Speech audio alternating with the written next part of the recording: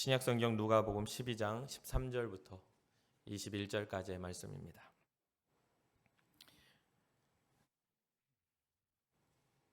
(12장) 13절부터 21절까지 누가복음 12장 13절부터 21절까지의 말씀 한 절 한 절 교독하고 마지막 절은 함께 읽겠습니다. 무리 중에 한 사람이 이르되 선생님 내 형을 명하여 유산을 나와 나누게 하소서 하니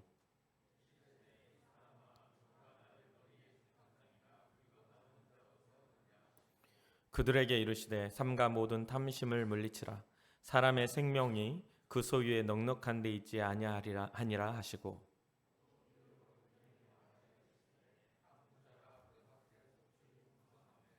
심중에 생각하여 이르되 내가 곡식 쌓아둘 곳이 없으니 어찌할까 하고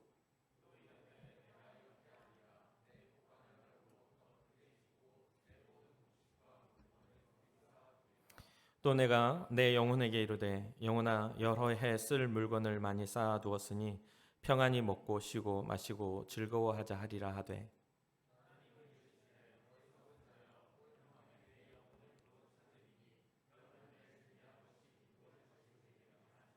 함께 읽겠습니다. 자기를 위하여 재물을 쌓아두고 하나님께 대하여 부요하지 못한 자가 이와 같으니라. 아멘. 아멘. 우리 함께 고백하겠습니다. 주님, 제가 여기에 있습니다.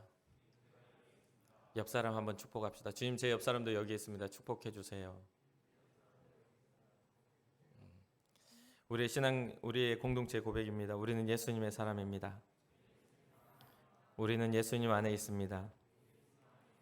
우리의 삶에는 예수님의 흔적이 있습니다. 아멘. 아멘. 2016년도에 7월에 제가 설교를 할 때 인용했던 한 기사가 있습니다. 이제 기독교 신문의 한 기사가 게재가 되는데 이때 제가 장학 헌신 예배를 드리면서 이 기사를 인용했던 적이 있어요. 카리스마 뉴스 편집장을 지낸 제이리 그레디 목사님이 쓴 하나님께서 사용하실 수 없는 7가지 형태의 그리스도인이라는 기독교인이라는 제목의 글입니다. 지금 우리가 이것을 한번 점검하고 돌아보면서 우리의 삶에 우리의 신앙이 어떤 모양을 가지고 있는지 나는 하나님 앞에 어떤 모습인지를 좀 점검할 수 있었으면 좋겠습니다. 이 그레디 목사는요, 하나님께서 나를 사용해 주시길 바랐으나 우리가 바로 밖에 나가서 사역을 시작하지 않는다는 사실을 뼈저리게 잘 알고 있었다. 하나님께서는 그에게 말하는 이들을 구부리시고 깨뜨리시는 그런 분이시다. 그분은 온전한 복종을 요구하신다. 나는 두려움을 몰아내고 태도를 고치고 우선순위를 수정하게 되었다. 이렇게 이제 고백을 합니다. 그래서 이어서 이 목사님이 하는 말이 하나님께서 인종, 나이, 성, 결혼 이력, 과거의 실패, 수입 상태 등에 따라 편애하지 않으신다는 것은 진리라고 하면서 그러나 그분의 기준이 낮아진 게 아니라 절대로 아니라 그분은 겸손하고 순종적이고 주님께 집중된 사람을 쓰신다라고 이야기를 했습니다. 그러면서 이제 그 그레이드 목사 하는 말이 모든 사람, 많은 기독교인들이 하나님 나라에서 유용하지 않을 수 있다. 왜냐하면 성령의 흐름을 제한하는 마음과 행동들 때문이다. 갈라디아서 2장 21절에서 사도 바울은 하나님의 은혜를 헛되이 받지 말라고 경고를 했는데요. 나는 그분의 은혜를 한 번도 가볍게 여긴 적이 없다. 만약 여러분이 하나님께 쓰임을 받고 싶다면 다음과 같은 형태에 빠지지 않도록 해야 한다면서 7가지를 이야기를 합니다. 간단하게 그 7가지를 소개해 드리겠습니다. 첫 번째가 운전석에 앉은 기독교인입니다. 예수님은 단순히 우리의 구원자만 되시는 분이 아니고 그분은 우리의 주님이시다는 것. 우리의 결정과 방향, 발걸음 인도하길 원하시고 우리의 이기적인 선택을 다스리길 바라시는 분입니다. 구원의 유익을 누리는 신자들은 많지만 이들은 절대 하나님께 주권을 양보하지 않는다는 것이죠. 만약 그분이 여러분들을 사용하기 원하신다면 예수님께 운전석을 맡겨드리고 양보해드려야 한다. 만약 여러분에게 의지와 관련된 문제가 있다면 우리 주님의 기도 내 뜻대로 마옵시고 아버지의 뜻대로 하옵소서 하며 기도해야 한다는 게 첫 번째 유형입니다. 예수님이 앉아야 될 운전석에 자기가 앉아서 자기의 삶의 방향을 결정하고 그게 하나님의 뜻인 것처럼 말하는 사람들이 많다는 거죠. 두 번째는 안락 의자에 앉은 비평가입니다. 교회에 가보면 소매를 걷고 교회를 열심히 섬기는 그런 사람들이 분명히 있습니다. 하나님의 사역을 하는 모든 이들이 어떤 일에 대한 것을 찝어서 분석하고 그것을 비평하는 일에만 관심을 두는 사람들이 요즘에 많아지고 있는 이때에 정말 두 팔을 걷어붙이고 죄를 하는 사람들이 얼마나 귀한 줄 몰라요. 귀한지 모릅니다. 그런데 이 대부분의 요즘의 사람들이 많은 지식과 여러 가지 것들을 알고 있으니까 그냥 가만히 앉아서 뭐를 해요? 말로 비판을 한다는 거죠. 이 그레디 목사님은요, 사탄은 참소자다, 고발자다 이렇게 이야기를 합니다. 그렇기 때문에 만약 여러분이 다른 이들을 고발하고 참소했다는 거죠. 고발했을 때 여러분 안에 사탄의 영이 역사하고 있지는 않는지 한번 보라는 겁니다. 그리고 성령은 비관적이거나 분노하거나 판단하는 사람을 통해 역사하시지 않는다. 여러분들이 가만히 앉아서 뭐 이렇쿵 저렇쿵 비판하고 있는 모습을 발견한다면 이제 소매를 걷어붙이고 주님의 일에 이렇게 나올 수 있어야 된다는 거죠. 세 번째는요, 불평하는 사람입니다. 절반이나 비었네라고 말하는 비관론자입니다. 오늘날 많은 기독교인들이 죄인들이 저지르는 그런 일들에 대해서 되게 염려를 많이 합니다. 아유, 저렇게 하면 안 되지라고 이야기를 많이 해요. 어떤 이들은 적그리스도와 세상의 종말이 언제 나타나는지를 예상하는데 너무 많은 시간을 투자합니다. 세상이 약해졌으니까 곧 주님이 오실 거라고 하면서 그것을 계속 집중하고 연구한다는 거죠. 그런데 반면에 잃어버린 영혼들, 잃어버린 이들을 그리스도께 돌아오게 하고 또 깨어진 세상에 그분의 긍휼함을 보여주는 일에는 되게 인색해졌다는 거죠.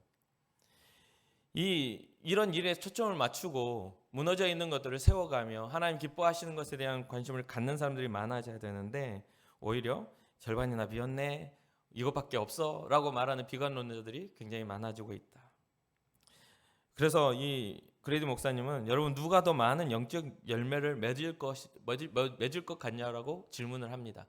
비관론자인가 아니면 오히려 타락해져가는 세상을 안타까워하고 불쌍히 여기는 사람들의 삶인가 라는 거죠. 우리는 오히려 뒤의 사람, 타락해져가고 죄가 많은 세상을 안타까워하고 기도할 수 있는 그런 사람이 되어야 할 줄 믿습니다. 네 번째로는요, 세속적인 마음을 가진 기독교인입니다. 오늘날 2016년도 이게 개재된 거지만 사실 2000년대에 들어와서 세상이 타락했다 말하지 않고 정말 예전부터 세상의 어떤 죄악과 사람들의 이기심이 막 폭발하고 있는데, 제가 여러분들에게 설교할 때 타락이란 뭐냐라고 말했을 때 타락은요, 낮아진 도덕성이라고 제가 말씀드렸지 않습니까? 그래서 오늘날 신자들에게 낮은 도덕적인 기준이 유행하고 있다라는 그런 지적을 합니다. 결혼하지 않은 그리스도인들이 동거를 하고 일부 목회자들이 외도를 하며 일부 교단은 동성애 관계를 인정하기 위해 투표를 한다. 그러면서 이 그레디 목사님은 어리석어지지 말자고 이야기를 합니다. 오늘날 많은 이들이 이 같은 흐름에 편승한다고 해서 하나님께서 당신의 영생의 말씀을 다시 기록하는 일은 없다는 거죠. 우리가 뭔가를 결정하고 우리가 그게 옳은 일이야 그른 일이야 우리가 결정한다 해도 하나님이 정해놓으신 정의는 바뀌지 않는다는 거예요. 하나님의 구원의 정의는요, 하나님의 것이지 우리의 것이 아니에요. 근데 우리가 그것을 옳고 그름을 막 판단해가지고 어떤 기준을 정해놓고 그 사람이 정해놓은 기준으로 그 안에 범위에 들어가 있으면 죄책감 없이 악을 행하는 일도 서스름 없지 않습니까? 이때 당시가 바로 이런 형태가 바로 예수님을 십자가에 못 박았던 바리새인이 또 제사장과 서기관들이 활동했던 그 시대적 어떤 잘못됨과 동일한 모습을 보여준다는 거죠. 그래서 노골적으로 죄를 짓고 사는 기독교인들은 성령의 도구가 될 수 없다라고 지적을 합니다. 다섯 번째로는 교회에 불만을 가진 기독교인들이 많아져 가고 있다는 거죠. 이 그레디 목사는 이런 말들을 하면서 대중적인 인기를 이렇게 다른 사람들이 시원하게 여겨지는 그런 사람들이 원하는 말을 해서 대중적인 인기를 얻고 싶은 생각은 없다라고 이야기를 합니다. 그러나 이것은 사실이다라고 이야기를 해요. 교회에 불만을 가진 기독교인들이 굉장히 많아지고 있다. 인기도 얻을 수 있지만 또 미움도 받을 수 있는 거잖아요. 그러니까 사람들의 인식과는 상관없이 옳은 이야기를 하겠다는 거죠. 그래서 하나님은 교회의 등을 돌려온 이들을 절대로 사용하지 않으신다. 오늘날 교회를 향한 비난이 마치 유행같이 되어 있고 또 또 코로나19 이후로 더 많아졌죠. 그런 또 일부 사람들은 기독교인들을 교회에서 멀어지게 하고 영적인 광야에 고립시키기 위한 사역들을 만들기도 합니다. 제가 이제 어느 그 책 펀딩하는 회사에 이제 들어가서 어느 신학자가 이제 웨슬리안 신학을 이렇게 자기가 번역을 하고 또 연구를 해서 책을 냈다고 저한테 메시지가 와서 이제 펀딩에 참여하려고 들어갔는데, 거기에 이제 퀴어 문화에 대한 신학을 재정립한 책들이 그 사이트 안에 인기로 이렇게 되어 있는 거예요. 우리 그 기독교 웨슬리안 신학, 그러니까 하나님 앞에 바르게 살자라는 신학을 연구한 그것에는 정말 펀딩 금액이 450만 원 정도가 간신히 모아지고 있는데, 퀴어 신학에 대한 지지하는 그런 글에는 500% 이상, 한 4천만 원이 넘는 돈이 펀딩돼서 모아져 있는 것을 보게 되었어요.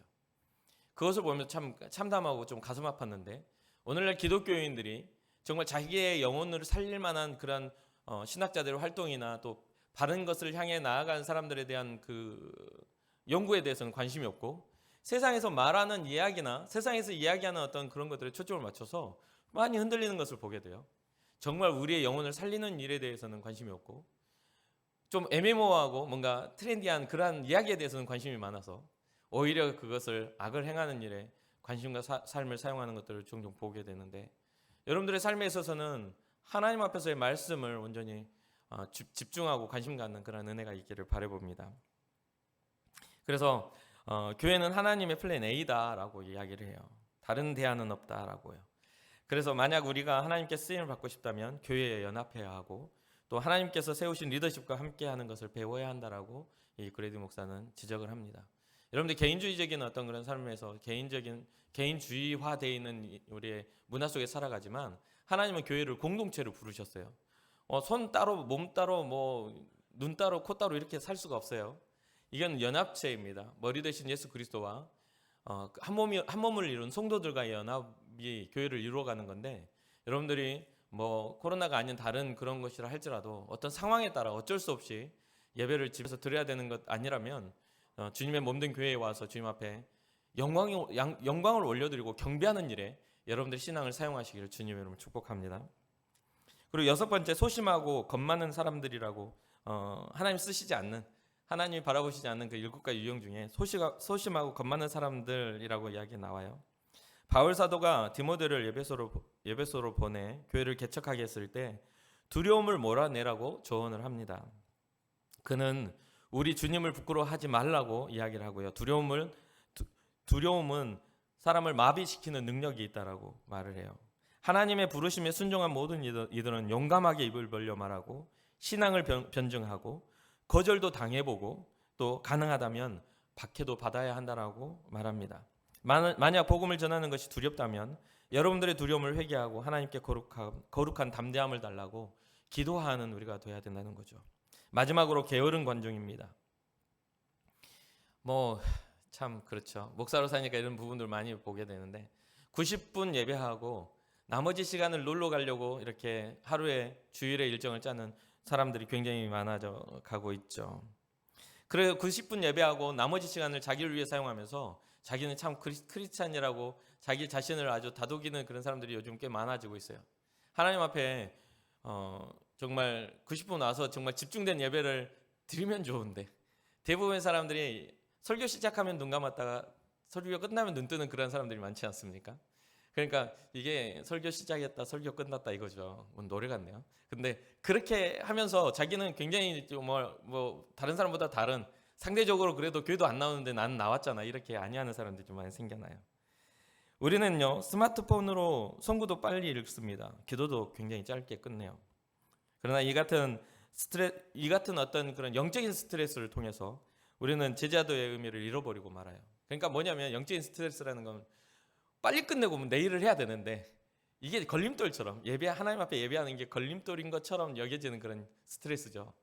이거 빨리 이 다음에 그런 어떤 계획들을 이번엔 좀 가족들하고, 이번엔 좀 친구들하고 이렇게 계획을 세우고 있는데 라는 거죠. 그래서 이렇게 하다 보니까 제자도를 잃어버려요. 주님이 우리를 살리시고 자기의 몸을 바쳐 십자가를 통해서 우리의 생명을 살리신 그런 주님의 십자가와 그 희생을 잃어버리는 그런 그리스도인들이 많아졌다는 거죠. 1세기의 사도들이 우리는 오로지 기도와 말씀에 전무하리라, 제자들이 그런 이야기를 했던 것처럼 전심이 아니고서는 세상을 바꿀 수 없다라는 것은 우리가 분명한 사실입니다.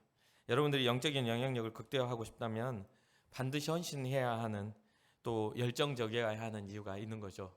여러분들의 삶에서 복음 안에서 헌신적이고 열정적인 은혜를 회복하기를 주님의 이름으로 축복합니다.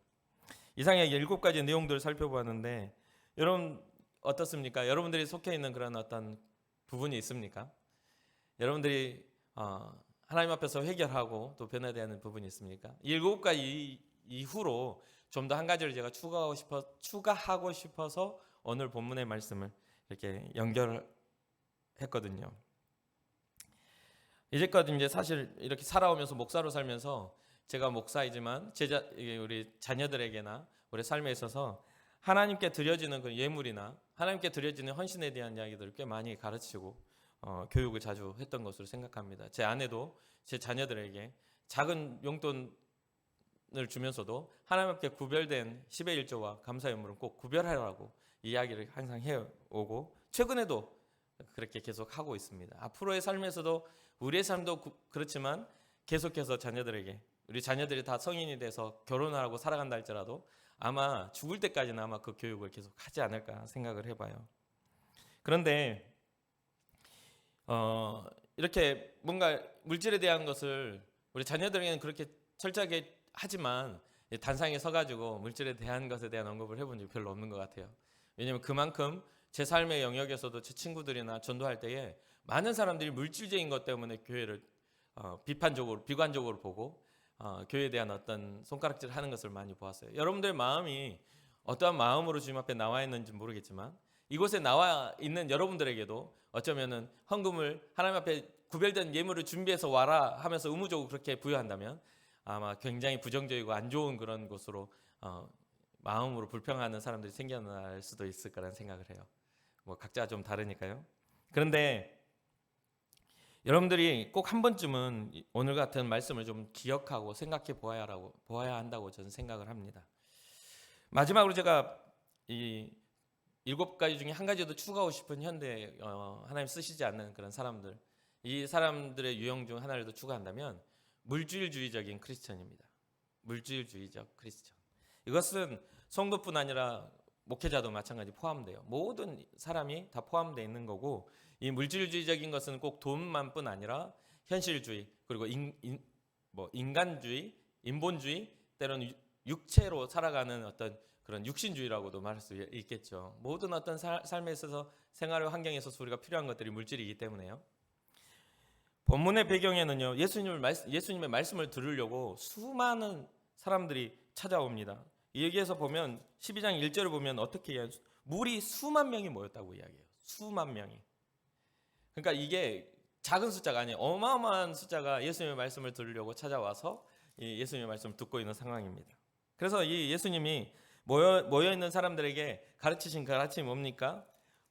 외식하는 바리새인들을 조심하라. 그런 이야기를 해요. 외식하는 바리새인을 조심하라라고 하면서 너희는 몸을 죽이고 영은 능히 죽일 수 없는 일을 두려워하지 말아라. 왜 이런 말이 나왔을까요? 배경적으로 보면 이게 지금 예수 그리스도를 믿는다 하면서 정말 새로운 그 복음 안에 들어온 사람들을 바리새인과 대제사장과 서기관들, 그러니까 유대주의자들이 이 사람들을 배척하고 배교시키고 생활권에서 아예 배제시키는 그런 문화였기 때문에 이제 이 어떤 하나님 앞에 바르게 살려고 하는 그런 결단 앞에 삶의 위협들이 있었기 때문에 주님은 지금 이 가르침을 하고 있는 거죠.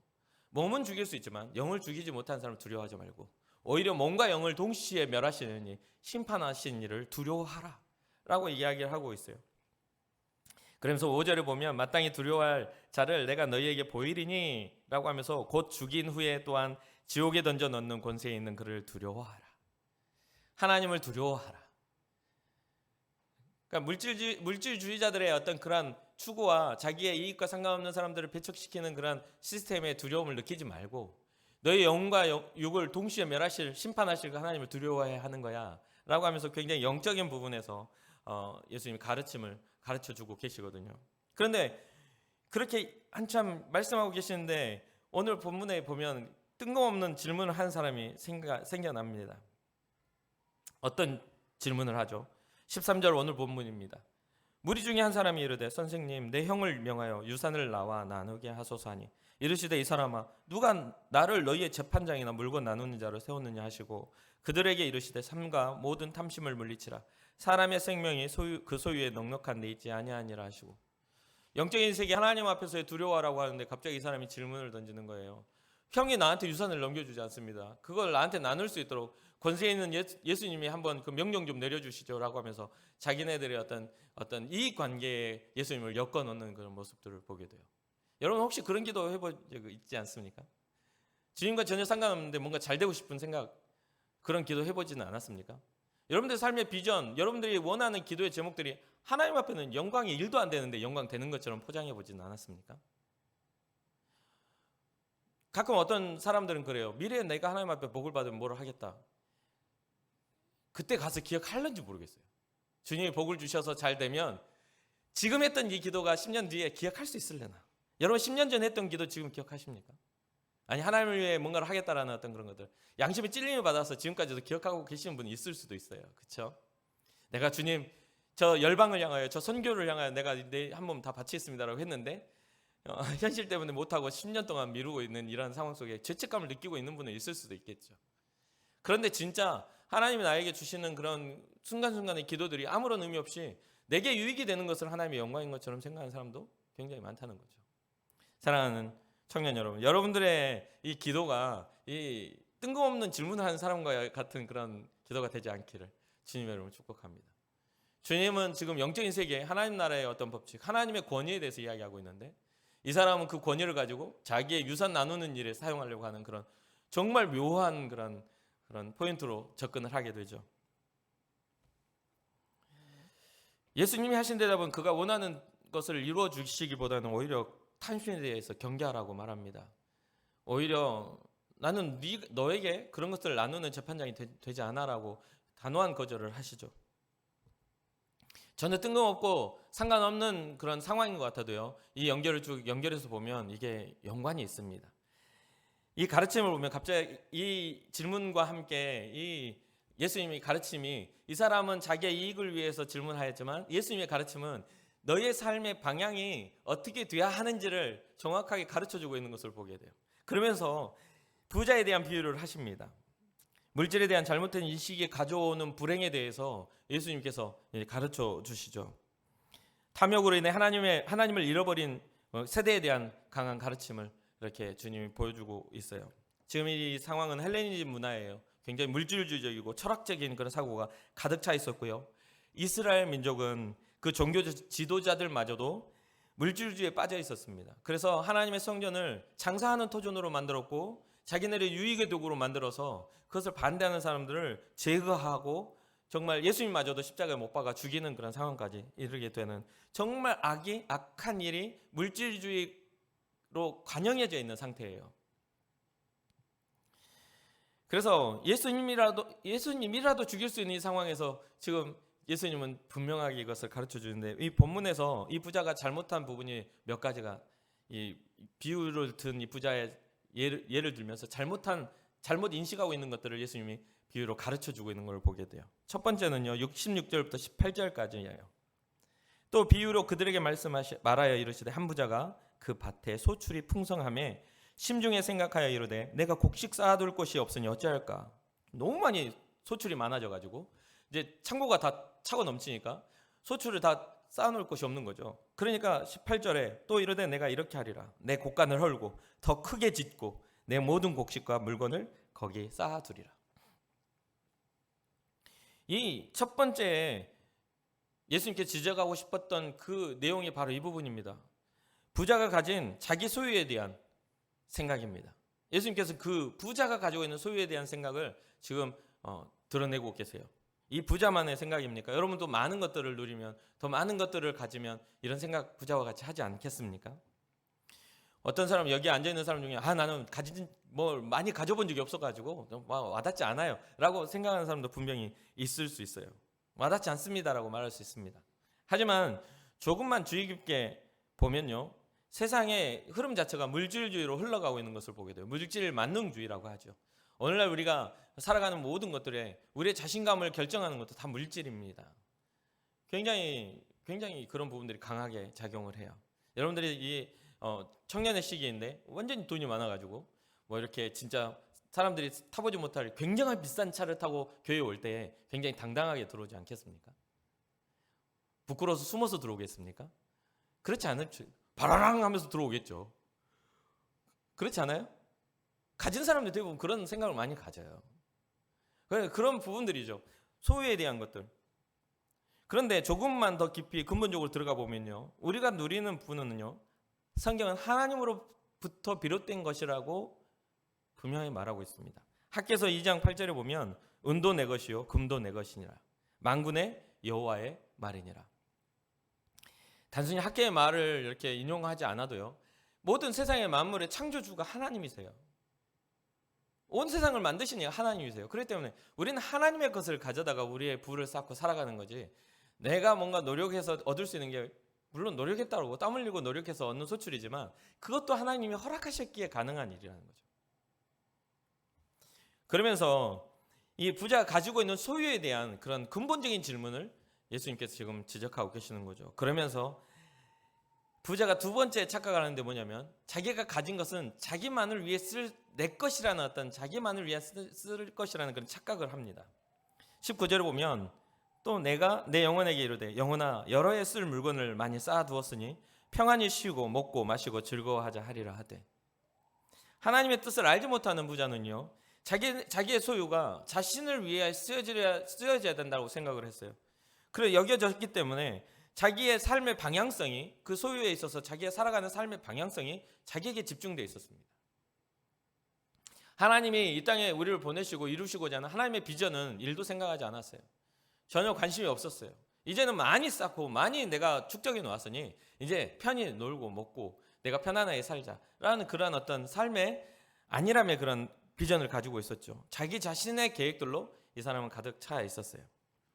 근데 성경은 예수님께서 이 비유를 드시는 것은요, 사람이 이 땅에 와서 살아감에 있어서 이러한 삶의 모습은 하나님 보시기에 옳지 않다라는 것을 지금 말씀하고 계시는 겁니다. 하나님 보시기에 선하지 못하다. 우리가 이 땅에 살아가야 할 짧은 인생이 120년, 100년 정도밖에 안 된 인생을 우리에게 허락하시면요, 여기 100년 동안 잘 살고 지옥 가라고 우리를 보내신 게 아니지 않습니까? 이곳을 통하여 죄악으로 인해 타락해서 이렇게 상실될 수밖에 없었던 이 세상의 삶 속에서 하나님의 사람다운, 하나님의 자녀다운 그런 삶을 살고 영원토록 하나님의 나라에 회복하여 함께 하자라는 어떤 그 예행 연습과 같은 그런 인생을 우리가 살고 있는 거 아니겠습니까? 그런데 이 부자는 자기의 삶의 계획에 하나님이 없었다는 거죠. 그러면서 20절입니다. 하나님은 이르시되 어리석은 자여 오늘 밤에 내 영혼을 도로 찾으리니 그러면 내 준비한 것이 누구의 것이 되겠느냐라고 하시는 거죠. 많은 것을 가졌다고, 많은 부를 축적했다고 생명을 지킬 수가 없습니다. 더 많은 걸 소유했다고 해서 우리에게 일어날 하나님의 심판을 벗어날 길은 없어요. 우리가 가지고 있는 건 다 우리 이 땅에서 누릴 것이지 하나님 나라에서는 아무런 소용이 없는 거예요. 아무런 소용이 없는 거예요. 부자가 자기의 소유에 만족하고 있을 때 하나님의 선언은요, 부자의 소유, 부자의 생명은 누구의 것이냐고 말해버리는 하나님의 그 선언은 부자의 소유를 아무런 의미 없게 만들어버립니다. 내가 가지고 있는 게 아무런 의미가 없어져 버려요. 오늘 밤에 내 영혼을 도로 찾으리니,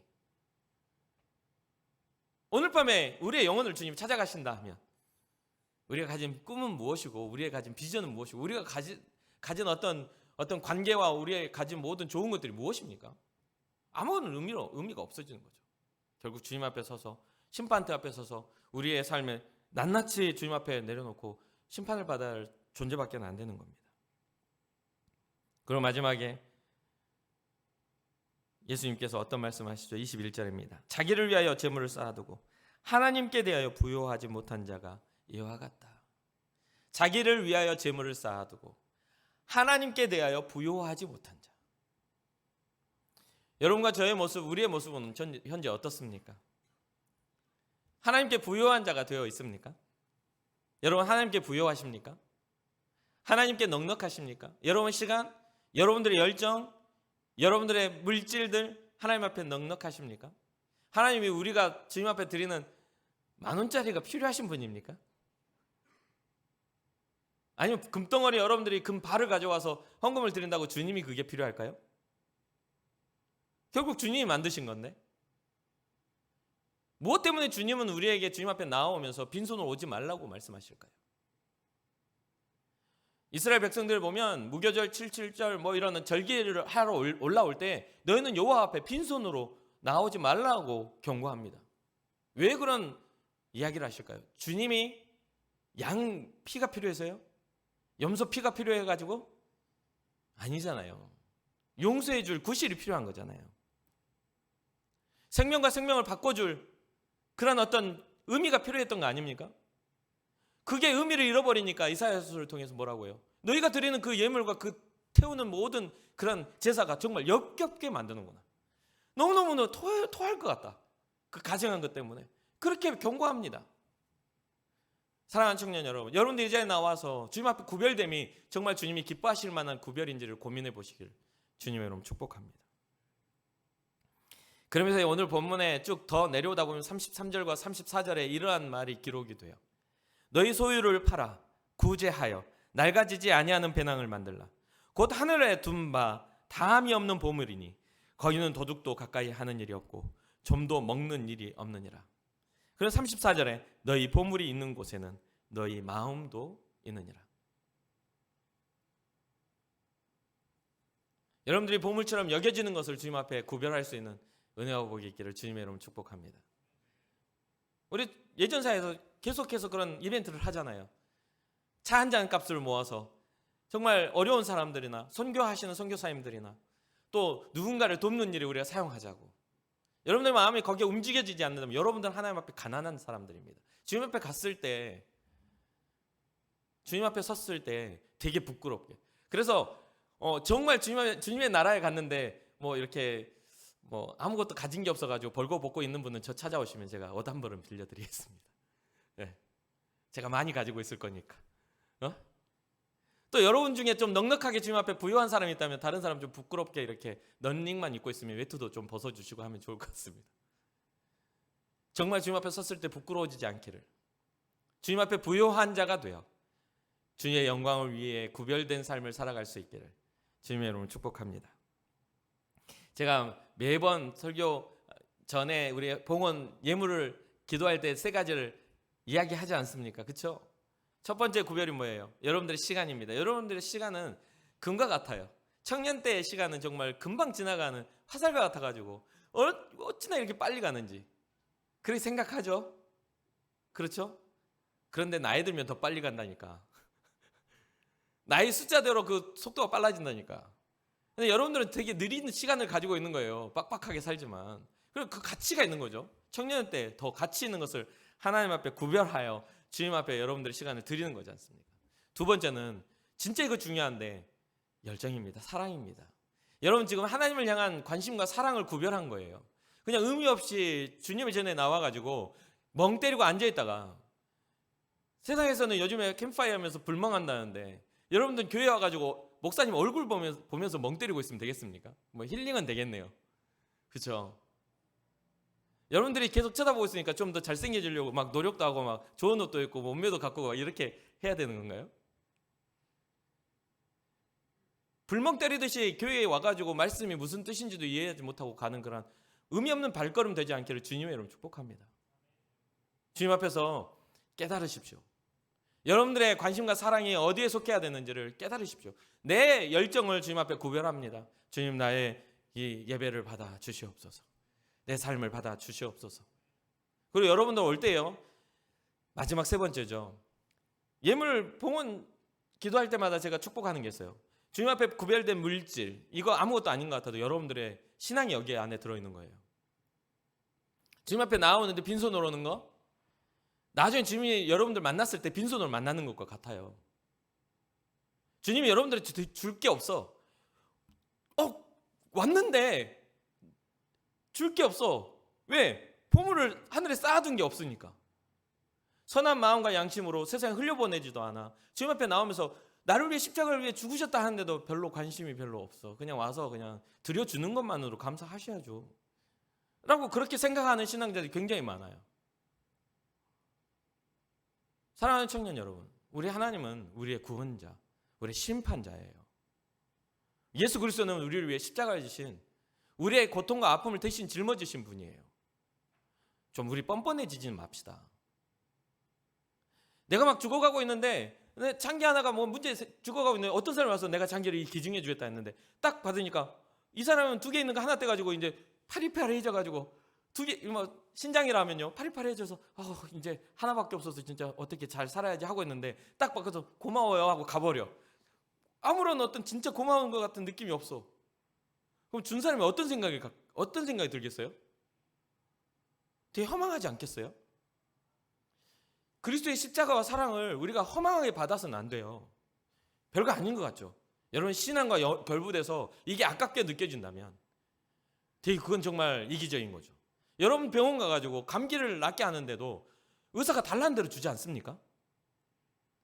감기 딱 여러분 진찰 받고서 평상시에 한 3, 4천 원 나왔는데 어느 병원을 갔더니 18,000원 나오셨습니다. 그거 가지고 따지고 싸우고 있는 사람 별로 없어요. 별로 없다니까요. 그리고 여러분 몸에 이상이 생겼어. 이상한데? 병원 갔어요. 엑스레이 찍어보자, 뭐 MRI 찍어보자, CT 촬영해보자, 다 해. 그리고 청구하는데 120만 원 나왔네요.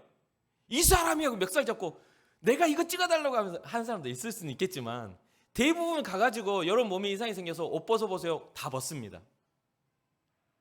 여러분들 예쁘게 생기고 뭐 젊다고 해서 안 벗을 것 같아요? 몸 아프면 다 벗게 돼 있어요. 부끄러움을 거기서 왜 느껴? 내가 죽게 생겼는데? 거기서 부끄러움 느껴져요? 아니, 먼저 내가 이게 문제가 없는 것인지를 먼저 확인하고 싶어 하지. 내가 모든 옷을 갈아입고 거기 들어가가지고 누워가지고 주사 맞고 막 안으로 들어갔다 나왔다 피도 막 내가 원하지 않는 만큼 다 뽑아가도 그 왜 이렇게 피를 많이 뽑냐고 막 따지고 막 싸우는 사람 별로 없어요. 물론 이상한 사람이 있어서 싸울 수도 있겠지만 왜요? 살려고. 그런데 여러분들의 모습을 보십시오. 주님 앞에 나와 영원한 생명을 얻는다 하는데도 여러분 부끄러워해요. 찬양도 부끄러워하고 기도하는 것도 부끄러워하고 옆 사람과 인사 나누는 것도 부끄러워하고 주님 앞에 예배하는 것도 여러분들은 어쩌면 누군가의 시선과 손가락질이면 멈출 수도 있어요. 우리의 지금 이 모습이 현 상태가 그렇다는 거죠. 그럼 무엇을 해야죠? 영적 부끄러움을 버려야 돼요. 그래서 주님이 말씀하시죠. 하나님 앞에서 사람들 앞에서 너희가 내 이름을 시인하면 하늘에서도 주님이 시인하신다고. 너희가 사람 앞에서 내 이름을 부인하면 하나님 앞에서 난 너의 이름을 부인할 거라고 이야기하지 않으셨습니까? 기억하시고 믿음으로 행하시는 그런 은혜가 있기를 주님의 이름으로 축복합니다.